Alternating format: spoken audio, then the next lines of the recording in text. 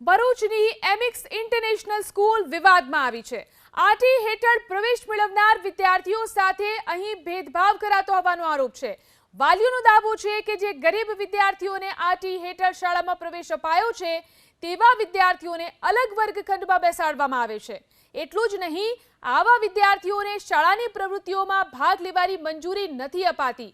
આ સમગ્ર મામલે શાળા સંચાલક રૂપલ શાહે દિલ્હી હાઈકોર્ટના ચુકાદાનો ઉલ્લેખ કરતા પોતાનો બચાવ કર્યો। ક્લાસરૂમમાં એસીનો ખર્ચ વાલીઓએ ઉઠાવવાનો હોય છે, જેથી આરટી હેઠળ પ્રવેશ મેળવતા વિદ્યાર્થીઓને નોન એસી રૂમમાં બેસાડવામાં આવે છે। શાળાના આ વલણને લઈ અને વાલીઓની અંદર રોષ છે। આ સમગ્ર મામલે શિક્ષણ મંત્રી પ્રફુલ પાનશેરિયાએ જિલ્લા શિક્ષણાધિકારીને તપાસના આદેશ આપ્યા છે। આજરોજ ભરૂચની એક શાળાની અંદર આરટીમાં પ્રવેશ થયેલા વિદ્યાર્થીઓને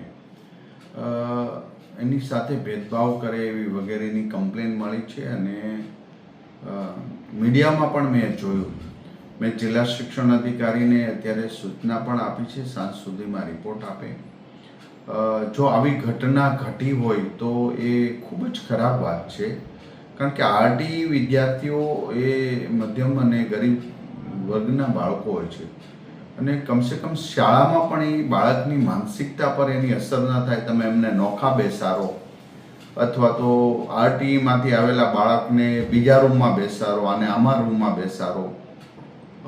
હાઈકોર્ટ કે સુપ્રીમ કોર્ટના જજમેન્ટનું ખોટું અર્થઘટન કરવું, આ જો આવું થયું હોય તો શાળા માટે અને માનવ સમાજ માટે એક શરમજનક વાત કહેવાય।